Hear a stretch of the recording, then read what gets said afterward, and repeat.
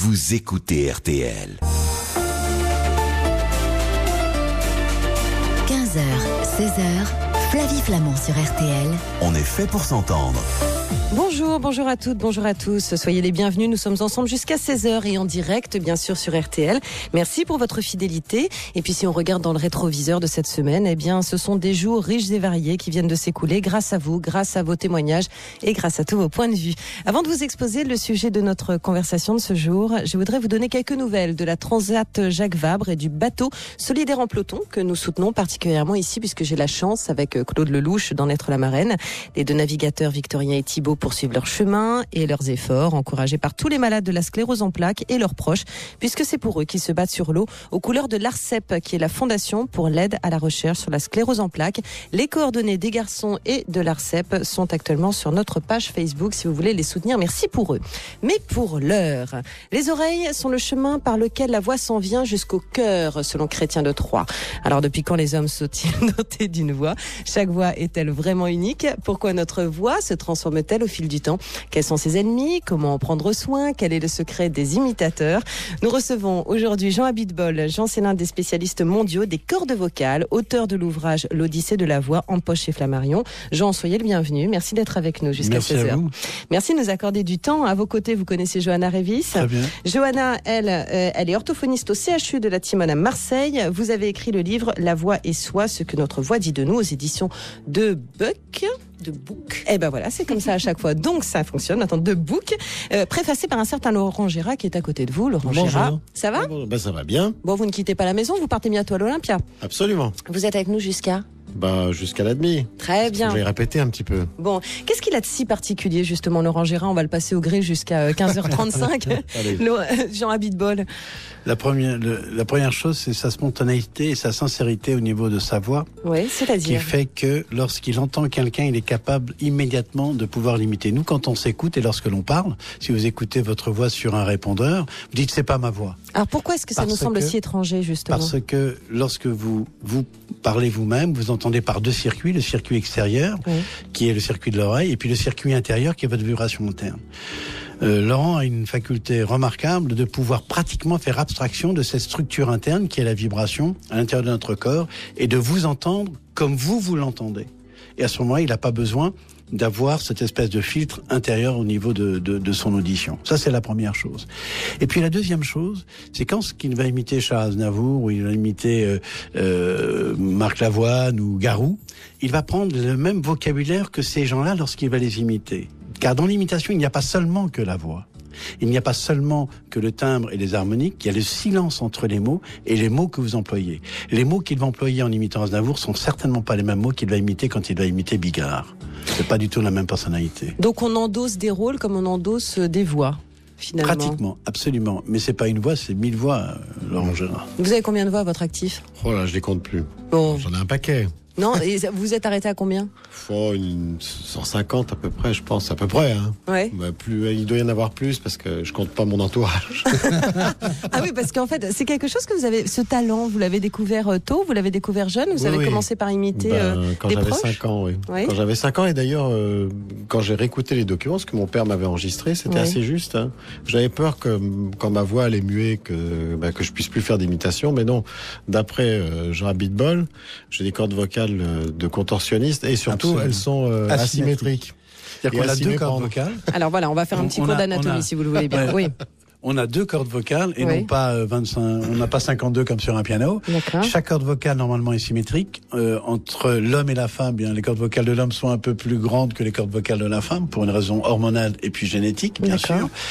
Et puis Laurent a, de fait de cette asymétrie, c'est un contorsionniste du larynx, c'est-à-dire qu'il peut bouger ses cordes vocales, ce que peu de gens ont. C'est-à-dire c'est un don. Mais le don ne suffit pas. Il faut avoir le talent et le travail derrière. Et comme tout athlète de la voix, car c'est un sportif de la voix, il faut qu'il l'entraîne. Et lorsqu'il ne joue pas suffisamment et qu'il est trop longtemps au repos, sa voix paradoxalement se fatigue plus rapidement lorsqu'il reprend. Johanna Révis, vous avez étudié donc notre ami Laurent Gérard, vous aussi. Alors, qu'est-ce qu'il a de si particulier? On a entendu effectivement les mécanismes de la voix de Laurent selon Jean Abitbol. Vous qui êtes justement spécialiste, qu'est-ce qu'il a de particulier? En quoi et comment peut-on entretenir une voix comme celle de Laurent? Alors, Laurent Gérard, c'est évidemment un athlète de la voix, qui a contorsionniste, athlète. Non, faut bomber le torse là. Ah bah non, j'en apprends sur vous tous les jours quand même. Il a évidemment dans ce cadre-là un larynx qui est particulièrement souple et particulièrement musclé, qui fait que s'il veut, il peut modifier la configuration de ses cordes vocales pour produire différents timbres. Mais moi, ce qui m'a intéressé davantage, c'est sa manière de reprendre les inflexions vocales de ses sujets cibles et la prosodie. La prosodie dans notre langage de linguiste, c'est ce qu'on appelle plus communément l'intonation, c'est la mélodie dans la voix qui est modulée. Et on a fait des études en perception avec Laurent, et je crois qu'il m'en veut pas, mais c'était, il s'agissait d'écouter pendant très longtemps des mots qui n'avaient pas de sens. Et bref, ça a été un peu pénible pour lui. Un peu comme Ribéry. D'accord. Mais néanmoins, ça m'a permis de réaliser une chose qui est fondamentale, c'est qu'il a une capacité de perception de la voix qui est absolument hors du commun. Il a une sorte d'oreille prosodique absolue, comme on pourrait parler de l'oreille musicale absolue chez le musicien. D'accord. Alors, on va évidemment continuer à s'intéresser au cas de Laurent Gérard, mais on va s'intéresser aussi à celui de nos auditeurs. Je vous invite à composer le 3210 pour poser toutes les questions que vous voulez justement sur les secrets de notre voix. Pourquoi, effectivement, on ne se reconnaît pas quand on entend notre voix? Pourquoi la voix des hommes mue-t-elle un jour? Et tous les secrets, c'est jusqu'à 16h avec vous, n'hésitez pas. Vous pouvez vous rendre également sur notre page Facebook. Donnez de la voix, on vous attend. À tout de suite. Jusqu'à 16h, Flavie Flamand sur RTL. On est fait pour s'entendre. On va commencer par les dames, quand même. Dans ce studio, Johanna Révis est avec vous, auteur d'un ouvrage chez The Book, La voix et soi, ce que notre voix dit de nous. Jean Abitbol à ses côtés, l'Odyssée de la voix, c'est son ouvrage que vous pouvez également retrouver chez Flammarion. Et puis Laurent Gérard, que vous retrouvez tous les matins sur RTL et qui s'apprête dans peu de temps à rejoindre l'Olympia, où il se produira dès ce soir jusqu'au 21 décembre. Oui. D'accord, fabuleux. On viendra vous voir et vous écouter. Alors c'est intéressant. Est-ce que véritablement la voix, Jean Abitbol, peut se dissocier de l'image? Alors, la voix d'un imitateur, lorsqu'elle est sur une radio, ce qui est extraordinaire, c'est que c'est là où c'est la performance la plus difficile. Parce que il va imiter un personnage, et il faut qu'on sache que ce personnage correspond à tel artiste, à Monsieur Aznavour ou à Monsieur Jack Lang. Oui. Et quand Laurent Gérard va nous imiter l'un de ces deux personnages, on a l'impression que c'est l'original qui parle, parce que notre imaginaire va mettre un visage qu'on connaît déjà. Deuxièmement, dans les médias, et qu'il ne m'en veuille pas, Laurent, mais dans une imitation extraordinaire de Laurent, c'est son silence quand il fait Alain Delon. Il arrive sur scène, il a capté immédiatement la gestuelle de Alain Delon, et là, on explose de rire parce que dans ce silence, et c'est l'alchimie entre les deux qui fait qu'on comprend comment il fonctionne. Maintenant, est-ce qu'une voix peut coller à un personnage, entre guillemets, on écoute quelqu'un à la radio, puis on le voit, on dit « Ah, oh là là, c'est pas du tout ce que je pensais. » Moi, j'ai eu des surprises en découvrant des voix de radio, en découvrant le physique de certaines voix de radio. Toujours dans le bon sens, évidemment. Mais ça veut dire... Qu'est-ce qu'il y a, Laurent? Non, mais c'est vrai. Non, mais ça veut dire qu'effectivement, on peut prêter... C'est radiophoniquement correct. Tout à fait.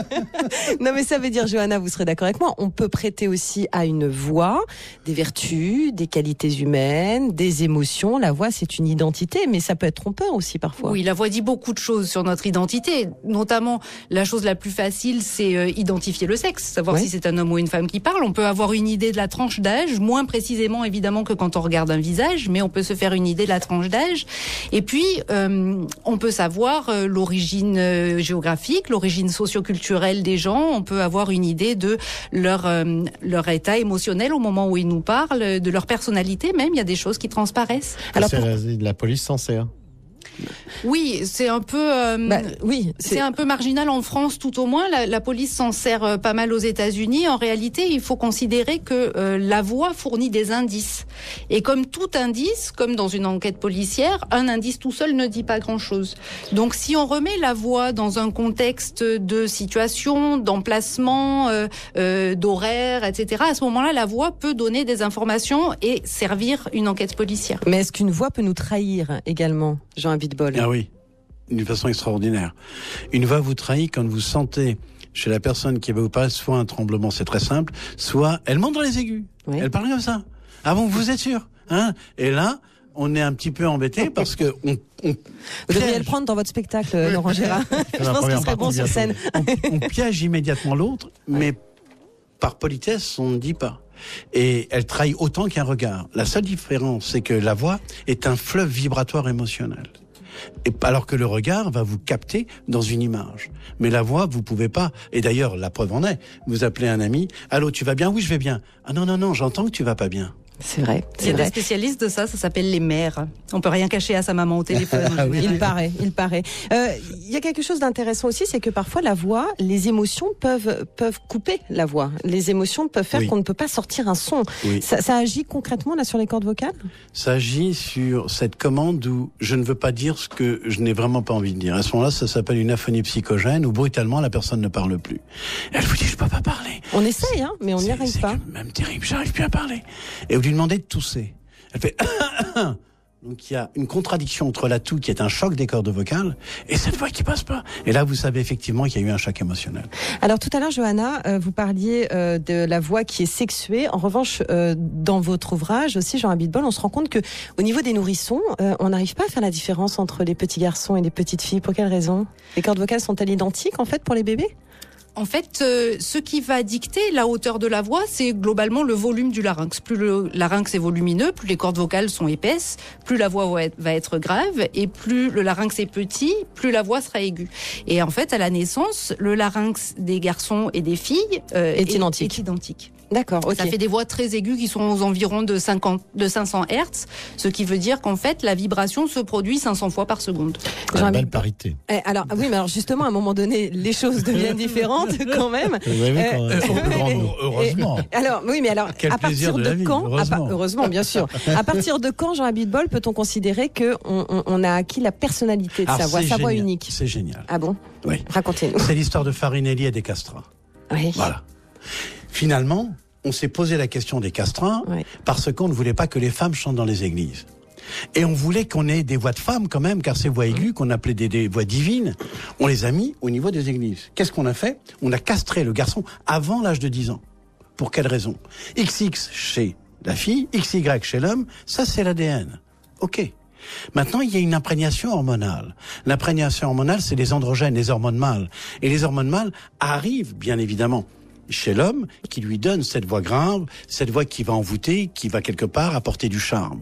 Mais elle existe aussi légèrement chez la femme, très peu, parce que n'oublions pas que c'est l'hormone du désir. Et à ce moment-là, chez le castrat, qu'est-ce qu'on a fait? Quand on l'a castré, on lui a gardé cette voix d'enfant, mais pas une voix de femme. On a figé la voix. On a figé la voix dans une époque donnée, comme on vient de le dire, qui est chez l'enfant. Et là, on a une voix aiguë qui, paradoxalement, est plus aiguë que la voix de la femme, plus grave que la voix de l'adulte. Et pourquoi alors les femmes qui n'ont pas d'hormones mâles ne peuvent pas chanter comme les castrats? Comment ça se fait? Que se passe-t-il? Jean, que se passe-t-il? Tout simplement parce que les hormones de croissance ne sont pas les mêmes et sont liées au chromosome numéro X ou Y. Et à ce moment-là, comme on ne peut pas gérer l'hormone de croissance, on gère certes les androgènes, mais pas les hormones de croissance. Et l'hormone de croissance est l'hormone de l'homme qui reste homme malgré qu'il soit un castrant. On va s'intéresser aux hormones de Laurent Gérard, si vous voulez bien. Dans un instant, on va marquer une courte pause et on se retrouve. Nous sommes en direct. À tout de suite.